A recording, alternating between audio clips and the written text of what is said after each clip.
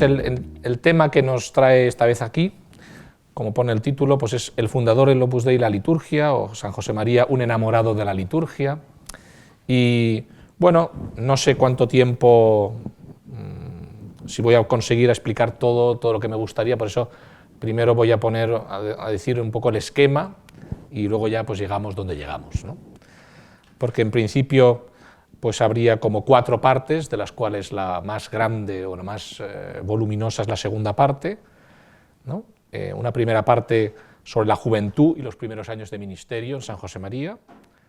Una segunda parte que es, por así decir, la más amplia y que me parece que es, en mi opinión, la más interesante o la más novedosa, que es la relación de San José María con el movimiento litúrgico.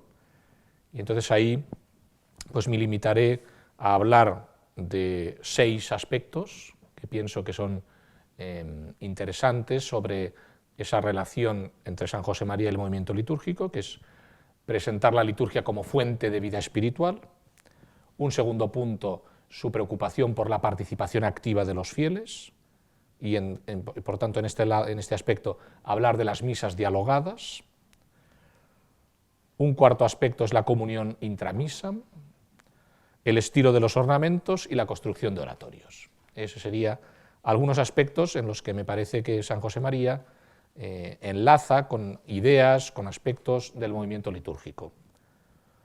Un tercer campo, un tercer aspecto que querría tratar, pero será muy breve, aunque me parece que es teológicamente el más interesante, pues es los años del Concilio Vaticano II y, en definitiva, cómo los escritos y las enseñanzas de San José María desde el punto de vista litúrgico enlazan, preparan, acompañan, incluso prolongan enseñanzas del Concilio Vaticano II, que serían 3 aspectos.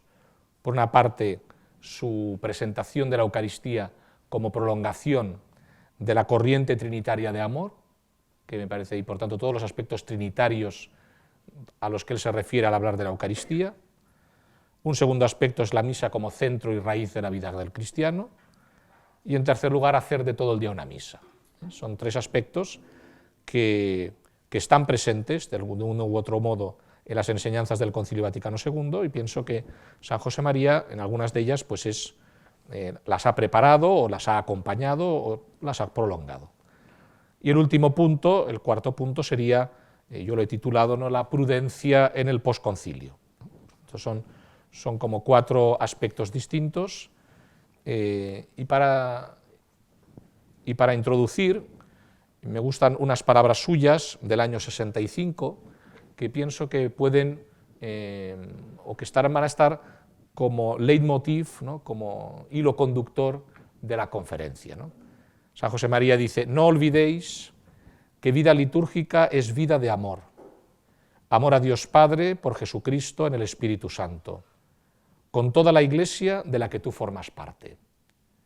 O sea, por una parte es vida de amor, es una vida de amor que nos lleva a entrar en diálogo con la Trinidad, y un diálogo que no llevamos adelante solos, sino que lo llevamos en la Iglesia de la que tú formas parte, ¿no? Esto para él es la liturgia, ¿no? Una vida de amor a la Trinidad, y que vivimos esa vida de amor junto con toda la Iglesia. Hay unas palabras de don Antonio Miralles que explican bien, ¿no?, me parece, qué podemos decir o cómo introducir a San José María en la liturgia, porque San José María no es un liturgista, tampoco es un teólogo profesional, no es en el sentido de que se haya dedicado de modo sistemático a la teología. Por tanto, don Antonio Miralles decía: en San José María la liturgia ha ocupado un lugar relevante en su vida y en su pensamiento. Sin embargo, no es fácil captarlo debidamente, porque sus escritos no contienen una exposición más o menos sistemática sobre la liturgia. Se encuentran referencias explícitas con frecuencias sustanciosas, pero sobre todo hay que atender a su actividad, a su vida, a cómo vivió la liturgia e impulsó a que otros la vivieran. Por eso, en los diversos periodos de su vida, pues vamos a ver que el aspecto biográfico, el aspecto vital, acompaña ciertamente sus enseñanzas, y son un aspecto importante del que sacamos mucha punta litúrgica. Por tanto, ¿de dónde sacamos los datos, ¿no? Decía él, contamos con ello, con una variada documentación, ante todos sus escritos, que yo me voy a basar fundamentalmente en la homilía del Jueves Santo, también en la homilía Sacerdote para la Eternidad, y en la parte segunda, que hablaré del movimiento litúrgico, En Camino, ¿no? Por tanto, contamos con sus escritos, algunos ya publicados, otros inéditos, pero citados por autores que han tenido acceso a ellos, y aquí se pueden colocar también las notas de su predicación oral.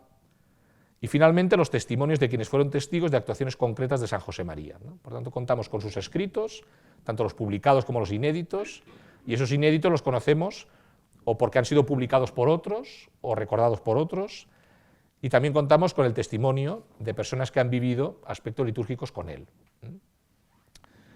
Desde el primer punto, juventud y primeros años de ministerio, querría fijarme en tres pequeños detalles, ¿no? Un recuerdo suyo de la primera comunión, el manual con el que ha estudiado liturgia y finalmente sus primeros meses de labor pastoral en una parroquia. Su recuerdo de la primera comunión dice: cuando yo era niño no estaba aún extendida la práctica de la comunión frecuente. Recuerdo cómo se disponían para comulgar. Había esmero en arreglar bien el alma y el cuerpo, el mejor traje, la cabeza bien peinada, limpio también físicamente el cuerpo, y quizá hasta con un poco de perfume. Eran delicadezas propias de enamorados, de almas recias y finas, de almas finas y recias, que saben pagar con amor al amor. Es, como decía antes, el modo que tiene San José María de aproximarse a la liturgia. Se aproxima hablando del amor. Participar en la liturgia, veremos más adelante, es participar amorosamente. Vivir la liturgia es vivirla con amor. Veíamos antes que es esa vida de amor. Es un punto que está constantemente presente en sus enseñanzas. El segundo punto es el estudio liturgia en el 1921, en el curso 2021, con el profesor José María Bregante y con un libro de texto que en realidad el PDF se encuentra en internet, ¿no? Yo lo leí por ahí y luego en el fondo, dando una conferencia parecida en Bilbao, pues no sé si era el director espiritual del seminario me dijo: yo tengo ese manual, te lo voy a hacer llegar, ¿no? Y efectivamente me lo ha hecho llegar y es un manual pues como muy gordo, una obra escrita por José Mac en la segunda mitad del siglo XIX y publicada en Barcelona en forma de 2 gruesos volúmenes, aunque han sido aumentados después, y es la edición que yo tengo, por un autor que es Juan Bautista Ferreres, que en un solo manual. Entonces, es un manual que, por lo menos en el aspecto que habla de la misa, pues se distingue de otros manuales de la época. No sé, el Balducci u otros italianos típicos, pues son manuales como que todos son rúbricas, ¿no? Ya el Solans Vendrell ya tenía algo, muy poco, pero ya tenía algo de teología. Pues este manual con el que estudió San José María, que era el manual del Seminario de Zaragoza, pues es curioso porque tiene bastantes, al menos al hablar de la misa, comentarios mistagógicos. En cierto modo es una especie de Cardenal Bona, que también es un texto que no es solo rubrical, sino que es un texto teológico-litúrgico en su momento, y por tanto, pues ciertamente el estudio de la liturgia ya desde joven, desde su época de seminarista, pues tuvo la suerte de contar con un texto que no era simplemente rubricista, sino un texto rubricista, sí, pero con comentarios y con aspectos mistagógicos que ciertamente le ayudó o debió ayudarle en todo su camino litúrgico. Y el último punto que quería, de sus primeros meses, ¿no? Pues también le refleja muy bien cómo era San José María. El recién ordenado estaba deseoso de solemnizar la misa, porque fuese o no fiesta, decía misa cantada todos los días, sin importarle que la concurrencia fuera escasa. Tenía ese deseo, ¿no?, de vivir la liturgia en profundidad, de vivir la liturgia hasta el fondo, ¿no? Ya cuando era chaval, cuando sus años de seminarista, pero también en este pequeño apunte de sus meses en Perdiguera. Entramos en el segundo punto, que me parece que es más importante, y voy a dedicarle más tiempo, que es San José María y el movimiento litúrgico. Y hay unas palabras de don Pedro Rodríguez que nos pueden introducir en este punto, don Pedro Rodríguez dice: para mí lo notable es la fuerte conexión que Escrivá muestra tener ya en los años 30 con importantes dimensiones del movimiento litúrgico. Entonces, el movimiento litúrgico, simplemente para introducir, ¿no?, pues es para algunos un movimiento que empieza con Guéranger a mitad del siglo XIX en Francia, para otros un momento fundamental pues es el Congreso de Malinas de 1909 en Bélgica, donde tiene una conferencia Lambert Bedouen, donde nos habla de la verdadera oración de la Iglesia, que es la liturgia. En definitiva, mediados, finales del siglo XIX, principios del siglo XX, un movimiento de teólogos que buscan dos aspectos, dos temas fundamentalmente. Por una parte, mostrar que la liturgia va más allá de las rúbricas. La liturgia es teología y, por tanto, pues aunque hasta ese momento la liturgia se había reducido a estudiar lo que está escrito en rojo, pues a partir de ese momento estos autores fomentarán que se estudie fundamentalmente lo que está escrito en negro, porque lo que está escrito en negro, las oraciones, es la palabra de Dios hecha oración, dirá Bouillet, es efectivamente la teología rezada. Por lo tanto, lo que está escrito en negro tiene un potente contenido teológico. Y precisamente si esto es así, el segundo aspecto que hay que fomentar es la participación activa de los fieles. ¿Para qué? Para que se beneficien de toda esa vida espiritual que está dentro de esas oraciones, de esos textos, también de esos gestos litúrgicos que están presentes en la celebración. Entonces, este movimiento, digamos que, como digo, tiene su centro en Francia, Bélgica, en la primera parte, después en Alemania, autores conocidos probablemente por todos los que estamos aquí, más o menos, ¿no? Un Odo Kassel, un Romano Guardini, un Pius Pars, un Lambert Bedouen, como citaba antes, digamos, diversos autores, y estas enseñanzas o estas doctrinas, pues en fondo van a ser acogidas por el magisterio, primero tal vez no muy conscientemente. San Pío X, en el motu propio Tra le sollecitudini, pues hablará de la importancia de la participación activa, tal vez sin él está hablando de la música, pero en el fondo en un momento dado habla de la participación activa como del lugar insustituible manantial que es la participación activa, ¿no? Está preocupado por cómo los fieles pueden adquirir el espíritu cristiano. Y dice, para adquirir el espíritu cristiano tienen que ir a su primer manantial. Y su primer manantial es la participación activa en los sacrosantos misterios y en la pública y solemne oración de la Iglesia, ¿no? Está San Pío X hablando en 1903, ¿no? Él no va a desarrollar este tema, este punto, como tampoco lo hará Pío XI en la Divini Cultus, ¿no? También hablando de la música, pero que hablará de cómo los fieles no pueden ser extraños y mudos espectadores, ¿no? Una expresión que ha tenido éxito y recoge años después el Concilio Vaticano II, ¿no? Habrá que esperar, pues ya, digamos, a un magisterio litúrgico corposo, ¿no? Importante desde el punto de vista litúrgico y también práctico, de práctica litúrgica, como es el de Pío XII, ¿no?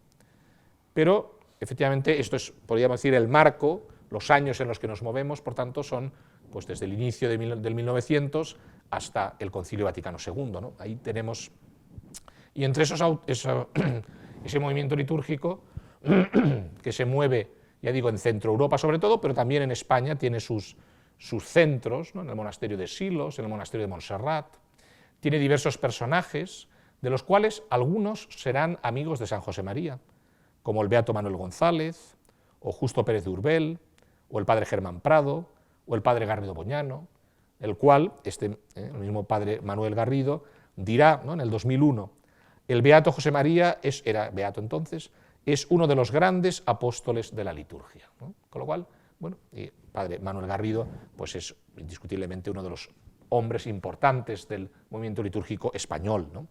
Por lo tanto, bueno, ya se ve que San José María conocía a todas estas, conocía los dos centros, Silos y Montserrat, tiene amigos en ambos lugares, en ambos monasterios, tiene amigos entre los personajes fundamentales del movimiento litúrgico español y por eso, pues, aunque en los años 50, y como escribe Augusto Pascual en el año 52, dice, es una realidad tangible que en un sector bastante notable del clero español, aun del clero joven, existe un confusionismo y desorientación sobre la actitud que debe tomar frente al movimiento litúrgico. O sea, que no es que en España, entre el clero joven, hubiese un fervor increíble por el movimiento litúrgico, sino que, como señala este autor, en un artículo de la época, y tiene varios artículos así, pues ciertamente había desconcierto, confusión sobre qué pensar del movimiento litúrgico.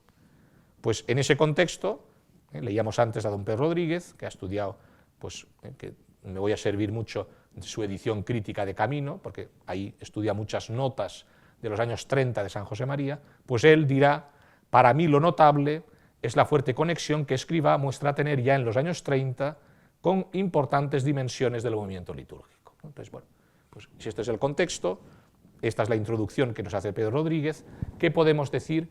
¿Cuáles son esas dimensiones del movimiento litúrgico? Pues la primera, y para mí fundamental, es que San José María ve la liturgia como una fuente de vida espiritual, algo que no hay que dar por descontado, porque todos recordamos, y si no lo recordamos, pues lo decimos ahora aquí sin más, ¿no? Pues la polémica entre Festugé y Navatel. Festugé, con su libro, a ver si lo tengo por aquí, que ahora no me acuerdo, pero sí, con la liturgia, en el artículo que tiene, ¿no? La liturgia católica, ensayo de una síntesis y de sucesivos desarrollos, del año 1913, pues él dice que la liturgia es fuente de vida espiritual, y todo el artículo es desarrollar esto. Y contra él, pues hay toda una corriente, ciertamente, de jesuitas, de los cuales el más importante es Navatel, que defenderá que la liturgia no es fuente de vida espiritual, sino que la liturgia es simplemente lo sensible, ceremonial y ornamental del culto católico, ¿no? O sea que es una polémica que durará, esta lucha entre estas dos facciones, hasta la Mediator Dei de 1947, donde el Papa Pío XII aclare, no sin luces y sombras, pero que la liturgia es fuente de vida espiritual. Pues en este contexto, digamos, San José María en los años 30 escribe en el punto 86 de Camino: tu oración debe ser litúrgica.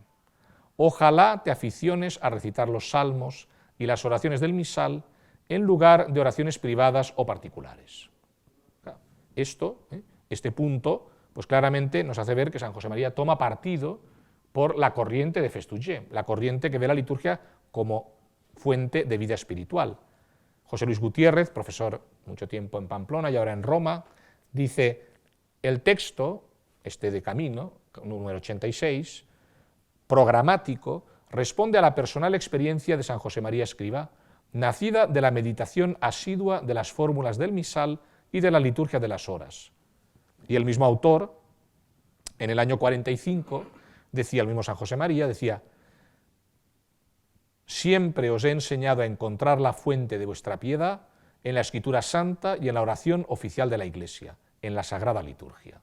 Por tanto, San José María tiene claro que, tal vez, como explica Rodríguez, tal vez influenciado, por ejemplo, pues por Chotar, ¿no? Con El alma de tu apostolado, un libro que él tiene ya en los años 30, y en el que se lee: la oración por excelencia, el canal preferido de la gracia, es la oración litúrgica, la oración de la misma Iglesia, más poderosa que la procedente de personas particulares.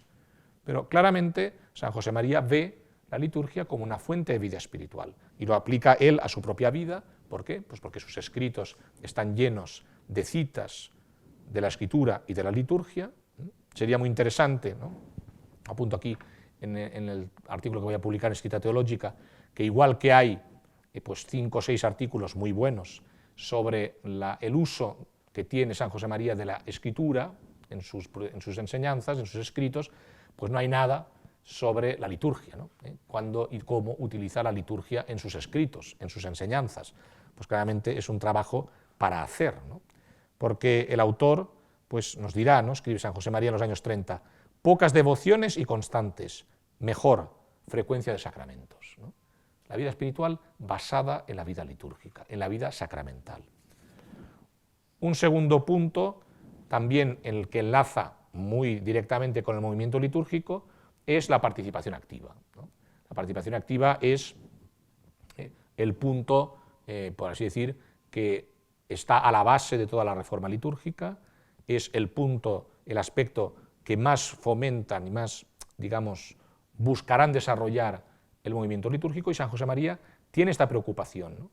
En los años 30 también escribe: el cristiano que se aísla en una piedra privada no participa como conviene de la corriente santificadora de la Iglesia. Y en el año 38 escribe, ¿no?, yendo, después de haber estado en Burgos, Catedral de Burgos, mucho clero, el arzobispo, el cabildo, los beneficiados, cantores, sirvientes, magníficos ornamentos, sedas, oro, plata, piedras preciosas, encajes, terciopelos, música, voces, arte, y sin pueblo. Cultos espléndidos sin pueblo. Catedral de Burgos, ¿no?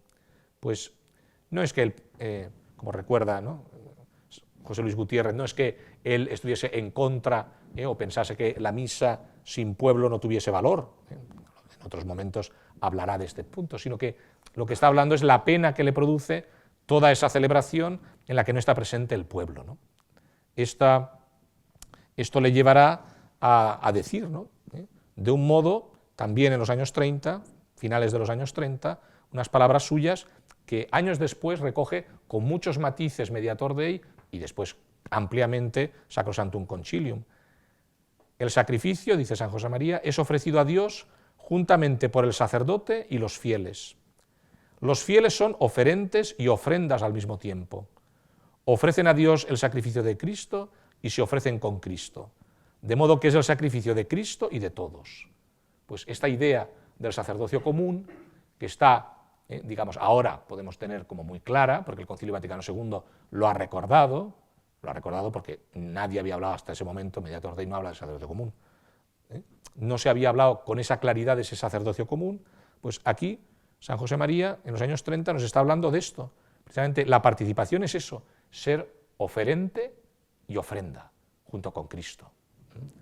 Y eso se traduce también en un aspecto que ahora querría detenerme, porque para mí es novedoso y tiene que ver con lo que leíamos al principio, esa importancia del amor. Dice San José María: ¿cómo tendría que ser esta participación de los fieles en la liturgia? 1946. Dice: la Iglesia, aun cuando pone en labios de los fieles unas determinadas oraciones, quiere que cada uno se dirija a Dios personalmente, con corazón de hijo. Por eso, cuando les invita a rezar juntos alrededor del sacerdote, es para que vivan la unidad del cuerpo místico, pero sin dejar de tratar confiada y filialmente a Jesucristo. Es decir, una dimensión eclesial clara y al mismo tiempo una dimensión personal básica. No desaparecemos como personas en la celebración litúrgica. Somos miembros de la comunidad, somos pueblo, pero al mismo tiempo somos personas, no desaparecemos. Por eso, como dice aquí, es para que vivamos la unidad del cuerpo místico, formamos parte de la familia de los hijos de Dios, pero sin dejar de tratar confiada y filialmente a Jesucristo. Individualmente como personas, el yo y el nosotros. Por eso, como decíamos antes, la vida litúrgica es vida de amor. Amor a Dios Padre por Jesucristo en el Espíritu Santo, con toda la Iglesia de la que tú formas parte, que en cierto modo nos recuerdan estas palabras que acabo de citar al número 1153 del Catecismo, que dice: toda celebración sacramental es un encuentro de los hijos de Dios con su Padre, en Cristo, por el Espíritu Santo. Encuentro que tiene lugar por medio de un diálogo. Este encuentro se expresa como un diálogo a través de acciones y palabras, pero es un encuentro de los hijos de Dios con su Padre en Cristo por el Espíritu Santo. San José María, que dice 40 años antes, es vida de amor al Padre, al Hijo y al Espíritu Santo en la Iglesia de la que tú formas parte. Los dos aspectos son fundamentales, el yo y el nosotros y el yo. Y por otra parte, ese aspecto del amor, que a mí me parece novedoso. Estamos acostumbrados a escuchar que la participación, porque así lo dice el Concilio, tiene que ser activa, consciente, piadosa, es lo más parecido a una actitud de amor, una participación amorosa. Dirá él, quizá, me salto citas porque son muy buenas, pero el tiempo pasa muy rápido y hay que acabar antes de la 1 para que haya alguna pregunta. Dice San José María, en Amigos de Dios, en Es Cristo que pasa, después de haber explicado, ¿no?, todo el amor que Dios nos tiene, dice: quizá a veces nos hemos preguntado ¿cómo podemos corresponder a tanto amor de Dios? ¿No? Porque ha explicado antes que Dios se ha encarnado, ha padecido, ha muerto y resucitado por nosotros. Ante esto, ¿qué podemos hacer? ¿No? Habríamos deseado ver expuesto claramente un programa de vida cristiana. La solución es fácil y está al alcance de todos los fieles. Participar amorosamente en la Santa Misa. Aprender en la misa a tratar a Dios, porque en este sacrificio se encierra todo lo que el Señor quiere de nosotros. Claro, por eso se entiende, ¿no?, que en la edición crítica de don Antonio Aranda, ¿no?, que en paz descanse, pues diga, ¿no?, estas dos frases merecerían ser citadas habitualmente al tratar de la importancia de la misa en la experiencia de los discípulos de Cristo.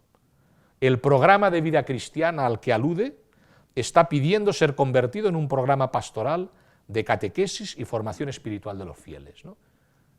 Ese participar amorosamente en la Santa Misa, porque en aprender en la misa a tratar a Dios, porque en este sacrificio se encierra todo lo que el Señor quiere de nosotros. Es un programa, claramente, un programa pastoral. A partir de la misa que vivimos todos los días, ¿cómo aprendemos a tratar a Dios? ¿Qué sabemos de Dios a partir de la misa que vivimos cada día, ¿no?, y que vivimos, procuramos vivir con amor? Esa es, para mí, la novedad de San José María en este punto, ¿no?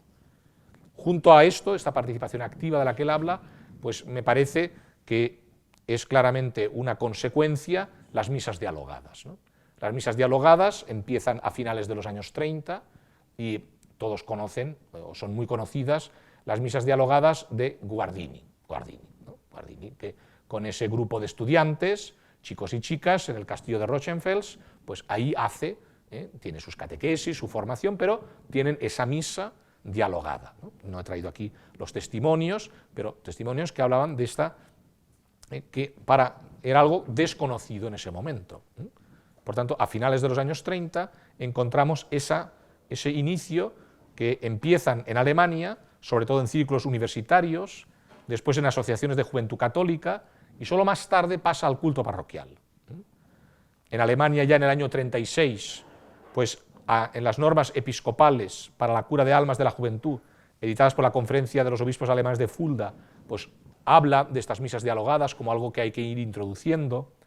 En Bélgica también se habla de esto a partir de 1920, y por tanto es algo que a finales, desde los años 30, pero sobre todo a finales, es algo que empieza a ser conocido, primero en ambientes universitarios, en ambientes de la juventud católica, y más adelante entrará en las parroquias, ¿no?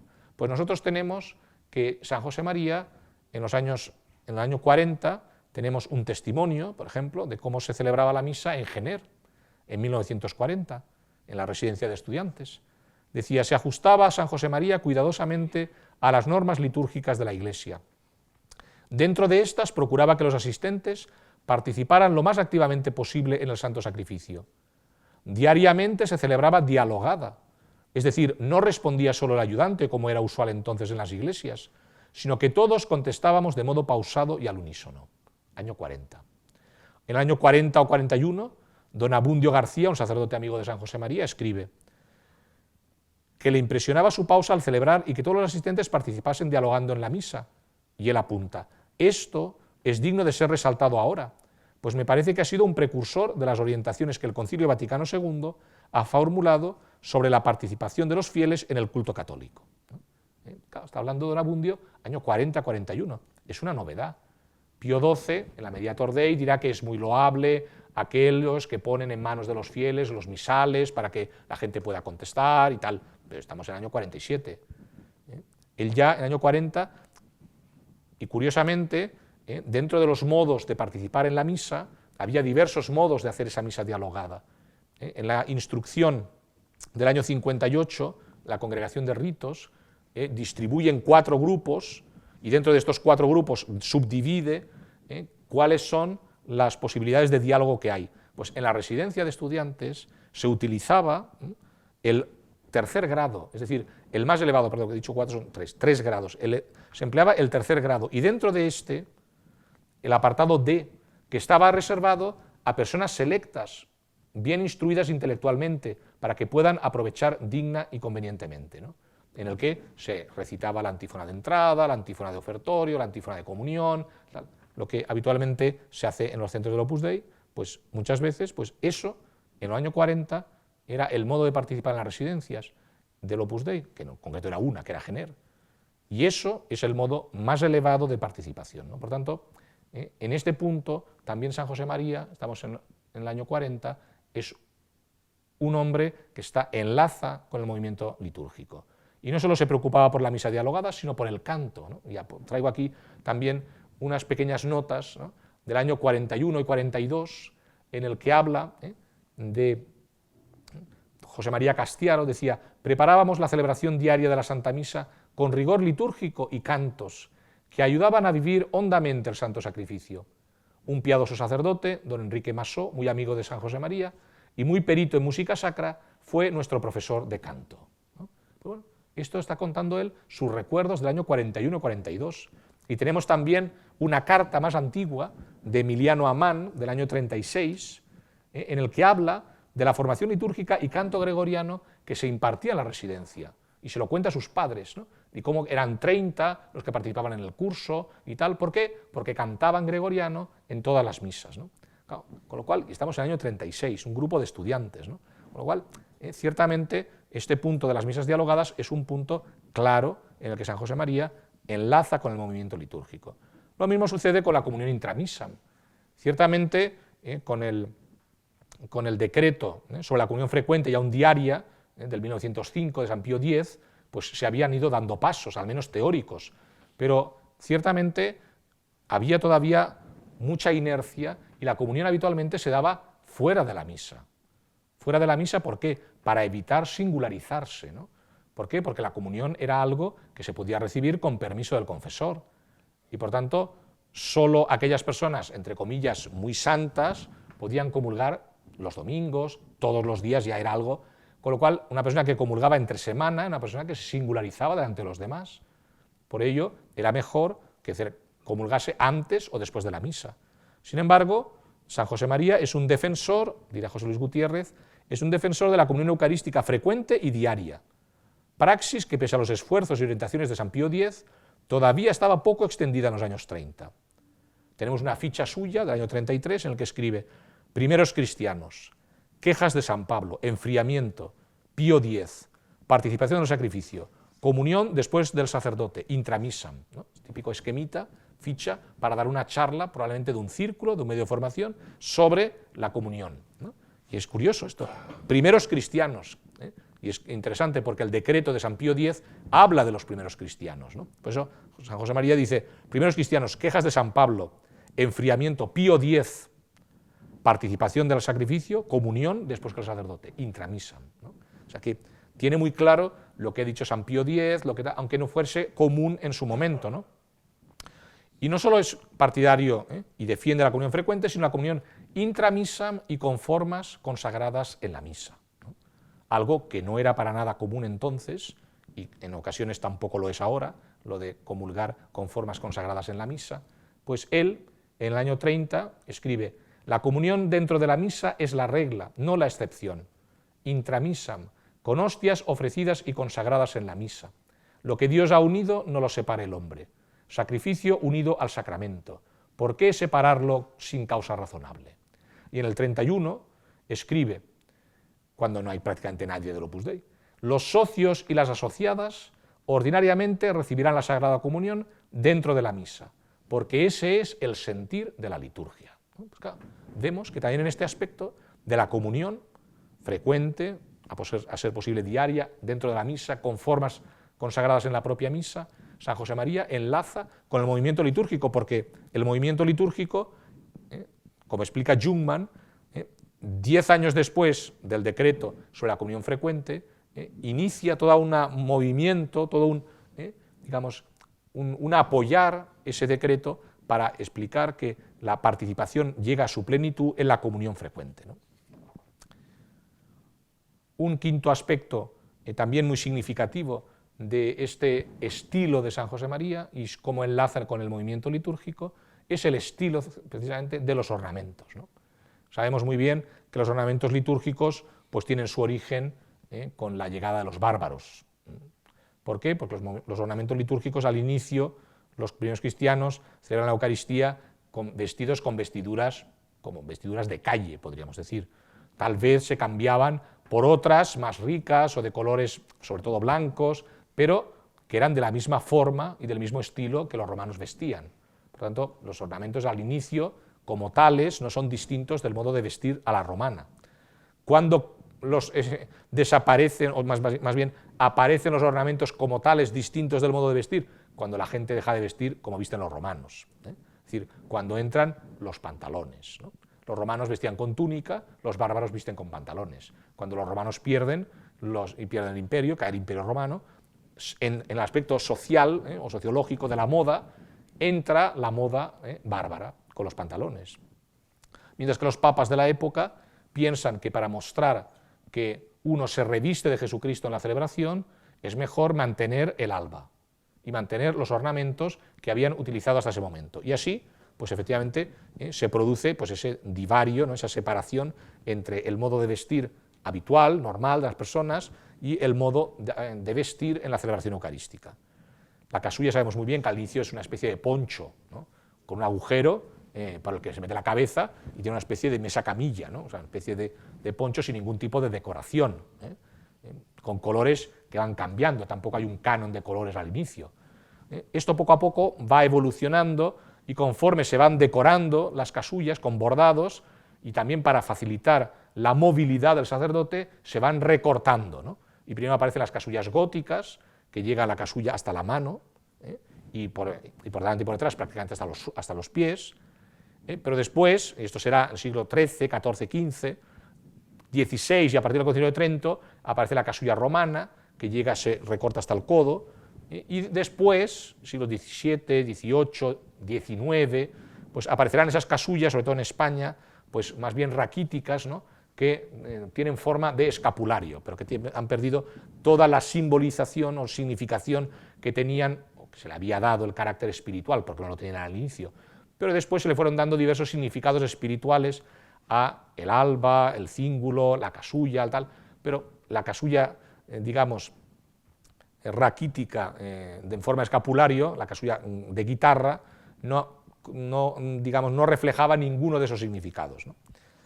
Y de hecho, pues en los años 50, pues también, este mismo autor que estaba antes, Augusto Pascual, pues tiene un artículo del año 52, también en una revista, en el que habla de cómo en España están introduciéndose de nuevo estos ornamentos que él llama nuevos y viejos.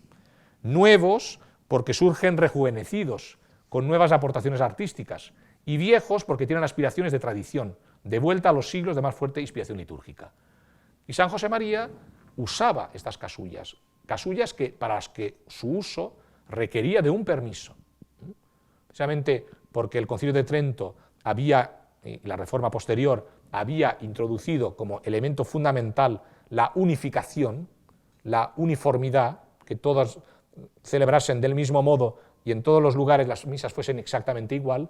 También los ornamentos tenían un canon, un modo de ser, y los ornamentos del siglo XIII, XIV y XV no se podían usar.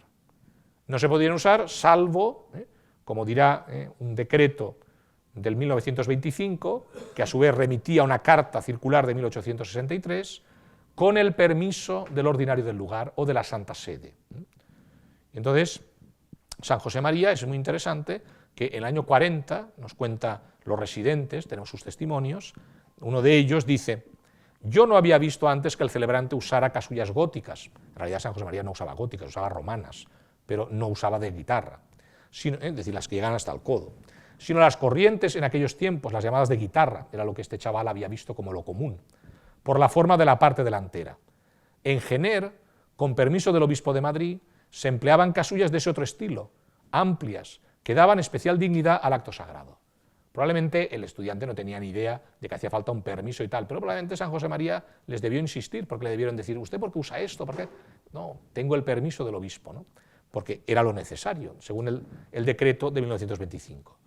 Y es interesante que cuando San José María llegó a Roma, unos meses antes había llegado don Álvaro del Portillo, y habían montado un pequeño oratorio y habían comprado unas casullas, al principio tenían unas prestadas, después compraron unas, en el año 46, de guitarra, ¿no? Que eran las que se usaban en Roma. Y San José María, cuando llegó, pues empezó a celebrar con esas, pero con la ilusión de que las personas del Opus Dei, las mujeres del Opus Dei, aprendiesen cuanto antes a confeccionar ornamentos y tuviesen ornamentos de ese otro estilo, de ese estilo entre gótico y romano, ¿no? Y de hecho, en el año 48, es decir, 2 años después, se estrenaron casullas de ese estilo, ya no de guitarra, que era lo normal, sino de este otro estilo. Y de hecho, para los que han estado allí, que en esa galería de recuerdos que hay donde hay cantidad de objetos usados por San José María para hacerse uno la idea de la vida de San José María, pues allí están las casullas, no las primeras con las que él celebró en Roma, porque esas no eran las que él quería, sino las que confeccionaron las mujeres del Opus Dei y que ya tenían esa otra forma, ¿no? Por último, y simplemente muy brevemente, de esta segunda parte, la construcción de oratorios, ¿no? Pues la construcción de oratorios, San José María escribía en el año 35. Hijos, volvamos a la sencillez de los primeros cristianos. Riqueza cuanta podáis, pero jamás a costa de la liturgia. Arte serio, lleno de grave majestad. Nunca floripondios ni luz eléctrica. El retablo, retrotabulam, a su sitio, detrás del altar, como algo accidental. La Santa Cruz y el ara ocupen el lugar sobresaliente. Y en el año 32, 3 años antes, escribió un sueño suyo que se puso en práctica cuando llegó a Roma. Muy bien podría haber al fondo del presbiterio y bajo un arcosolio un altar consagrario, a fin de tener allí al Señor reservado, diciéndose en este altar la Santa Misa una vez a la semana para renovar las formas, y en medio del presbiterio una mesa de altar aislada, en la que se celebre a diario la misa de comunidad, consagrando un copón que se purifique a diario también. Año 32. Interesante porque dice ese altar separado de la pared, esa misa de comunidad, que es un modo de definir la misa dialogada, así se llamaba en Alemania, la misa de comunidad es la misa dialogada, consagrando un copón que se purifique a diario también. Misa, intramisa, comunión intramisa con formas consagradas en la misa. Año 32. ¿No? Entonces, son cosas que tiene muy en la cabeza, ¿no?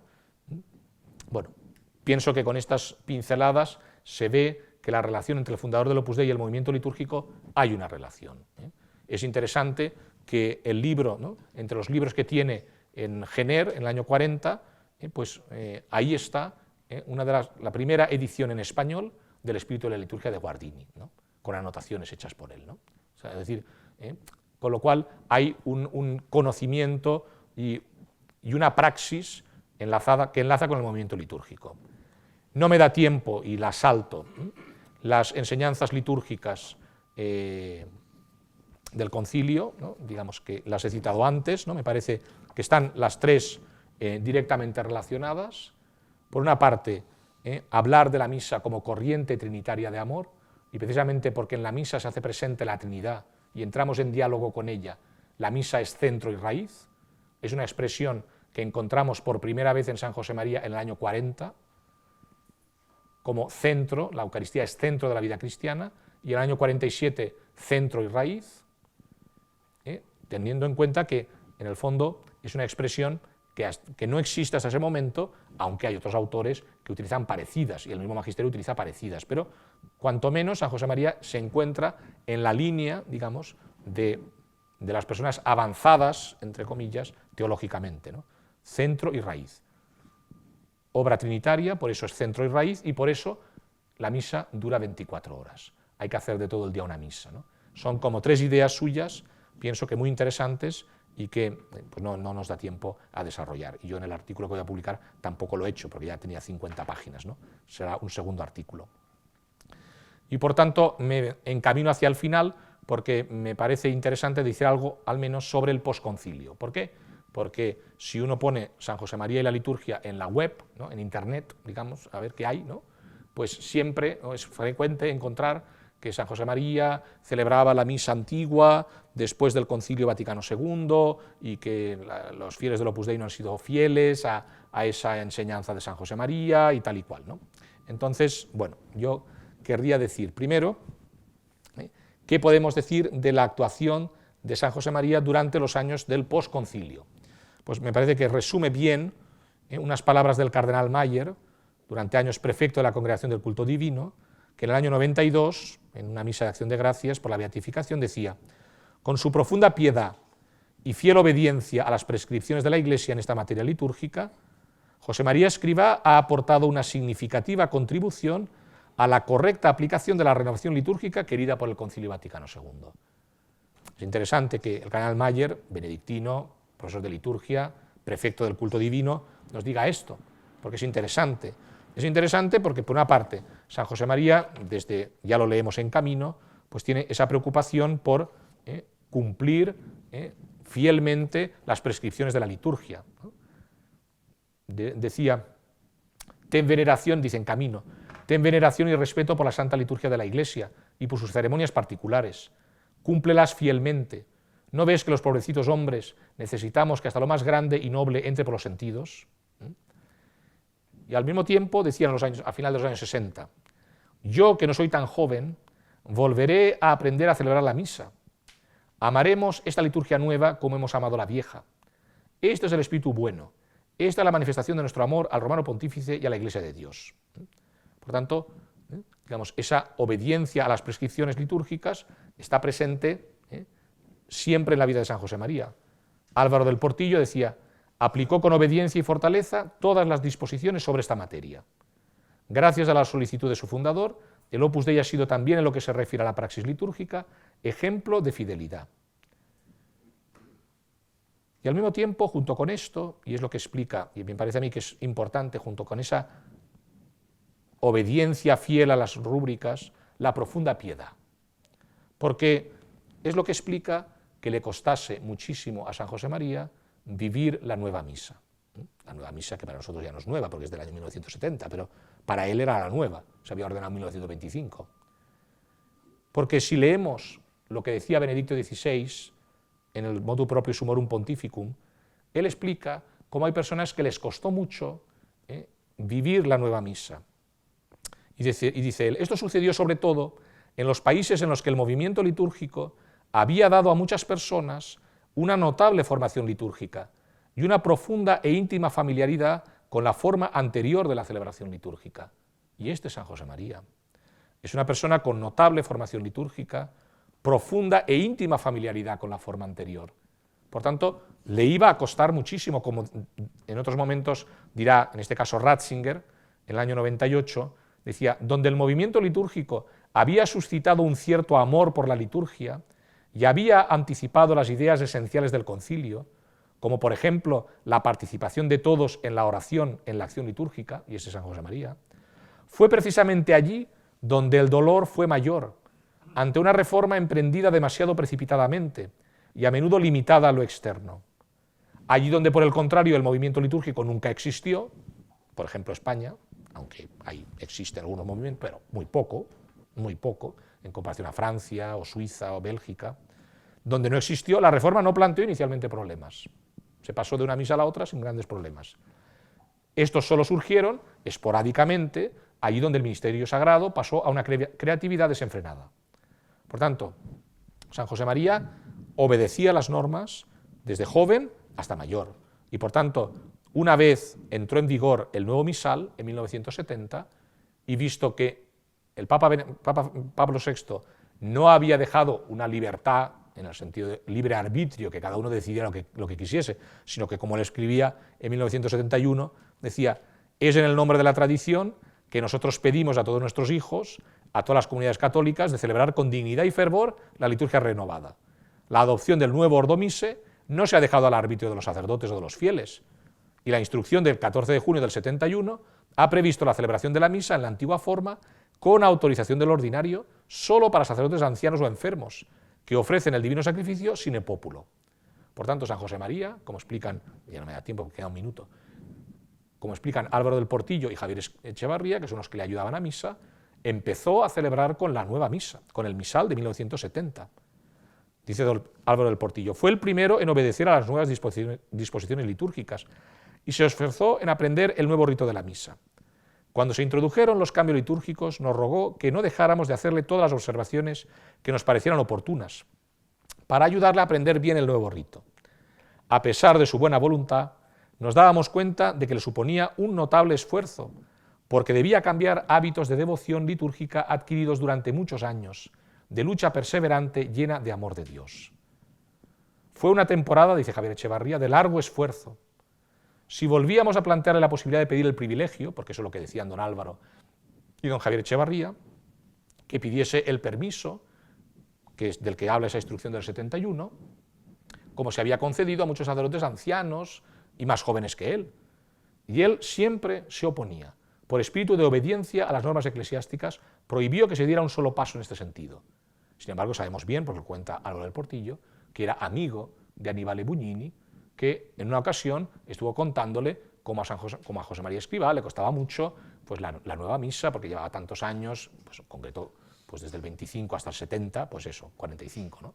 Celebrando con la antigua misa y tal y cual. Y como Bugnini, pues, que en el fondo era quien hacía y deshacía, era el jefe de todo el entablado, pues dijo, pues no tiene por qué hacer esto, yo le doy el permiso.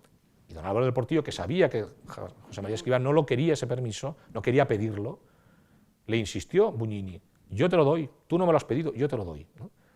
Y por tanto, la historia de y efectivamente empezó a celebrar, volvió a celebrar la misa antigua, ya sin pueblo, a partir del año 72, en esos 3 últimos años de su vida. Pero es el amor, no la crítica a la reforma litúrgica, sino el amor que él ponía durante 45 años en la misa, lo que le llevó a costarle muchísimo y al final a aceptar ese indulto. Por tanto, en conclusión, yo digo, San José María ha sido un enamorado de la liturgia. Desde su primera comunión, sus años de seminarista, sus meses de trabajo en Perdiguera, sus años de conexión con el movimiento litúrgico en los años 30 y 40, donde él es un simple sacerdote en trato con jóvenes y con gente de todo tipo, pero sobre todo que celebran una residencia universitaria, vemos en esos aspectos que hemos tratado cómo San José María enlaza con el movimiento litúrgico. En el Concilio Vaticano II, no nos ha dado tiempo a explicarlo, pero si leemos esas homilías suyas, sobre todo la del Jueves Santo, veremos que hay todo un aspecto trinitario y neumatológico que ni por asomo está en el año 62, que es cuando se empieza a escribir esa homilía, ni en el año 70, que es cuando se publica. Porque en realidad, si cogemos Sacrosanctum Concilium y buscamos las referencias al Espíritu Santo, son mínimas, cosa que no sucede con el Catecismo de la Iglesia Católica del 92, que ha habido toda una profundización, y ahora nos puede parecer lógico ver el título del Catecismo, la liturgia, obra de la Trinidad. Pero esto no era típico en el año 70, como no era típico su idea del sacerdocio común, a la que nos hemos referido al hablar de la participación activa. Y finalmente, es el amor el que explica, el amor y su obediencia a las normas litúrgicas, lo que explica su actitud en la reforma litúrgica. Por eso quería acabar con unas palabras suyas del año 31, que me parece que reflejan bien lo que él piensa de la liturgia, ¿no? Dice, esta mañana pedí a Jesús, no le pedí, digo mal, expuse a Jesús mis deseos de prepararme muy bien durante el Adviento para cuando el niño venga. Le dije muchas cosas, entre ellas que me enseñe a vivir la liturgia sagrada. Pensé que mi alma es una tierra sedienta y me entusiasmó leer en la comunio de la Santa Misa. Enseguida, ¿a dónde acude? A las fuentes litúrgicas. Dominus David benignitatem et terra nostra David fructum sum. Señor Jesús, que el pobre erial de mi alma, henchido de tu gracia, dé su fruto para la vida eterna. Y me confundí lleno de agradecimiento cuando recité en prima el salmo Confitemini Domino, expresión fiel de lo que podría cantar cada uno de los que hasta ahora has escogido para tu obra. Muchas gracias.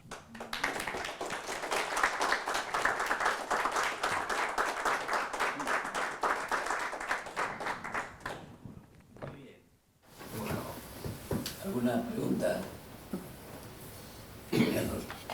¿Puedes explicitar un poquito esta expresión tan interesante de San José María de que la misa debe durar 24 horas, de que todo nuestro día debe ser una misa?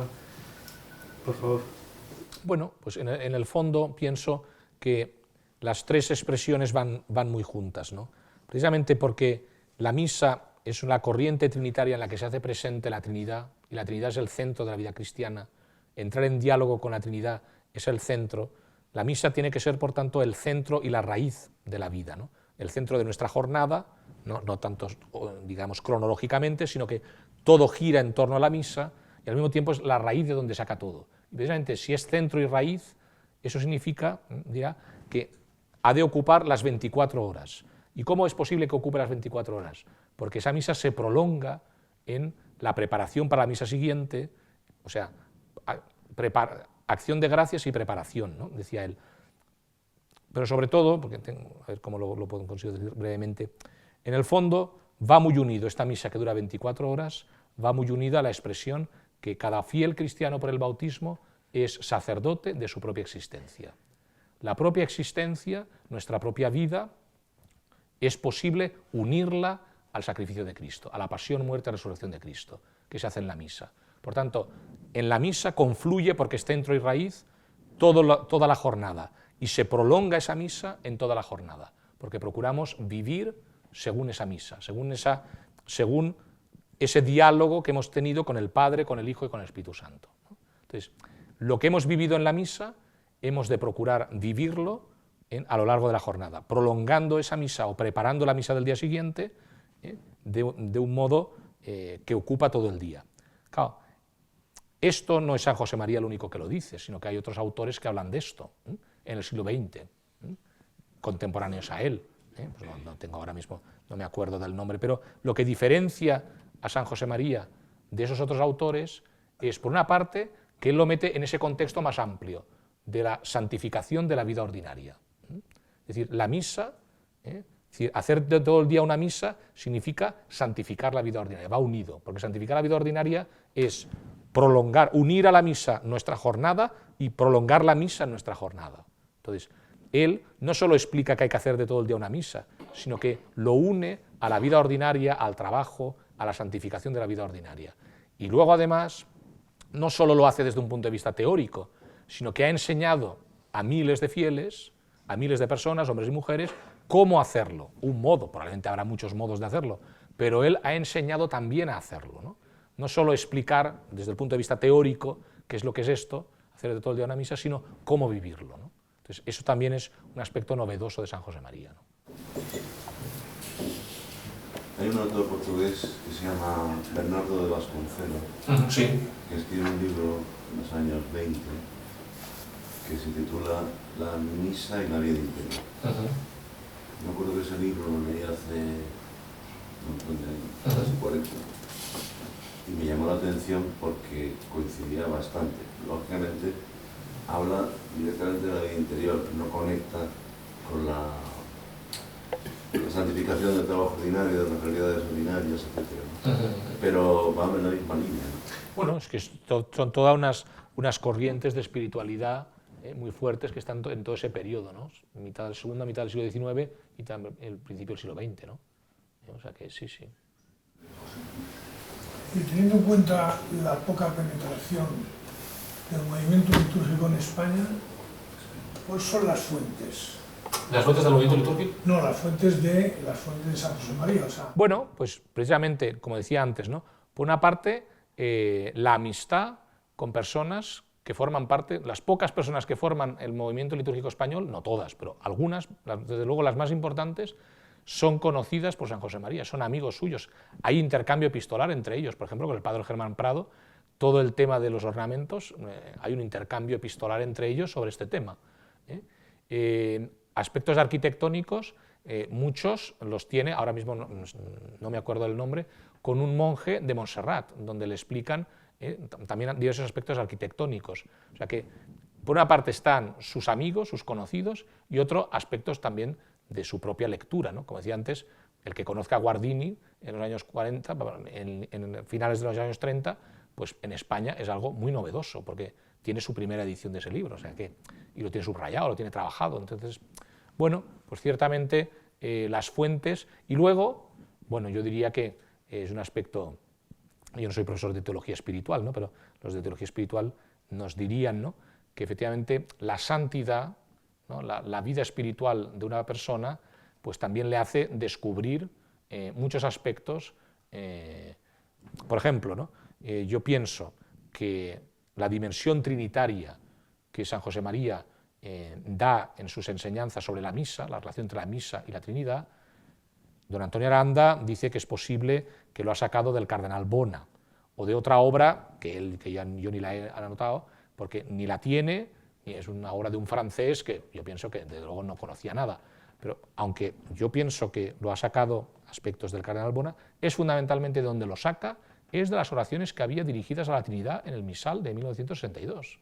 O sea, porque son las que cita y de donde las que saca las consecuencias de las propias oraciones. O sea, no es tanto una elaboración teórica o de leer de otros autores, sino del propio sumergirse en la escritura y la liturgia lo que le da ese carácter, ¿no? Que enlaza con el movimiento litúrgico, que también va a las fuentes, que son la escritura, los padres y los propios textos litúrgicos, ¿no? Entonces, yo creo que San José María, por una parte, sus amigos que forman parte del movimiento, y por otra parte, ese realmente desde el inicio haber hecho una oración litúrgica verdadera, o sea que para él la liturgia es una fuente de vida espiritual, le hace entroncar con el movimiento litúrgico, porque evidentemente, aunque en España era poco, pero podríamos decir que San José María está entre ese grupo de sacerdotes, vamos a decir así, jóvenes y en cierto modo selectos, que conocen este tipo de literatura, ¿no? De este tipo de revistas en la que salían estos artículos, ¿no? Esto pienso yo que son sus fuentes, ¿no?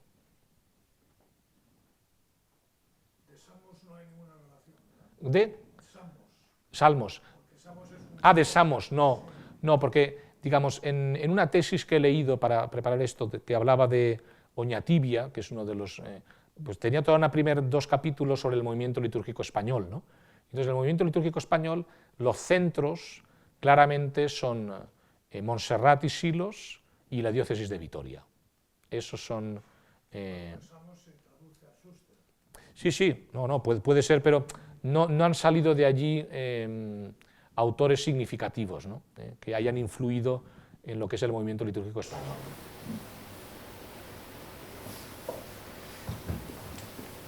Respecto de los ornamentos, sobre todo de la casulla, ¿no? Y entonces, es verdad, San José María introduce al principio unas distintas a los casullas estas de guitarra. Pero luego cuando se impone las casullas amplias y todo esto, ¿tiene alguna influencia de San José María? No, yo no pienso que... Digo, ese tipo de ornamentos, digamos, góticos, son muy propios del ámbito monástico, que en el fondo son los centros de donde bebe el movimiento litúrgico, ¿no? O sea, los centros con lo cual, pues en las grandes abadías los ornamentos suelen ser góticos. También, incluso actualmente, ¿no? Las abadías que celebran con la forma tradicional utilizan ornamentos monásticos, góticos, ¿no? No utilizan casullas de guitarra, ¿no? Mientras que el ámbito parroquial, digamos, lo común era la casulla de guitarra, ¿no? Entonces, San José María, él, desde el punto de vista litúrgico, le gustaba, prefería respondía mejor al significado espiritual que se le había dado a esos ornamentos, se le había dado pues porque cuando te imponían la casulla te decían recibe el yugo de la caridad, tal, porque las rezabas en esas oraciones de la mañana al revestirte, que son del siglo IX, ¿no? Pues son oraciones que habían dado un significado espiritual a los ornamentos, que no tenían de por sí ese significado, pero durante siglos, durante 1000 años, y por tanto esos ornamentos más amplios, él pensaba que respondían mejor a ese significado espiritual. Y por tanto él, con el permiso del obispo diocesano, empezó a utilizar esos ornamentos, ¿no? Tanto en Madrid como después en Roma, y después la cuestión es que se popularizaron. ¿Se popularizaron por qué? Pues porque el movimiento litúrgico, vamos a decir así, que había triunfado, ¿no? con la reforma, por así decir, sus ideas, gran parte de sus ideas habían sido acogidas, pues lógicamente entraron también desde el punto de vista de los ornamentos, entró con fuerza, ¿no? ¿Por qué? Pues porque Casel o Guardini habían celebrado con ese tipo de ornamentos, eran autores con lo cual tuvieron una gran influencia. O sea, San José María no influye evidentemente en que esos ornamentos se utilicen en España, pero lo característico es que cuando nadie los usaba, en el ámbito en el que él se movía, él los usaba. Y no por gusto simplemente estético, sino porque pensaba que obedecían mejor al significado espiritual que se había atribuido a esos ornamentos, ¿no? Pero yo no quiero decir que él haya influido en que se hayan popularizado en España, ni mucho menos, ¿no? Lo llamativo es su uso cuando nadie los usaba, ¿no? Al menos en su ámbito.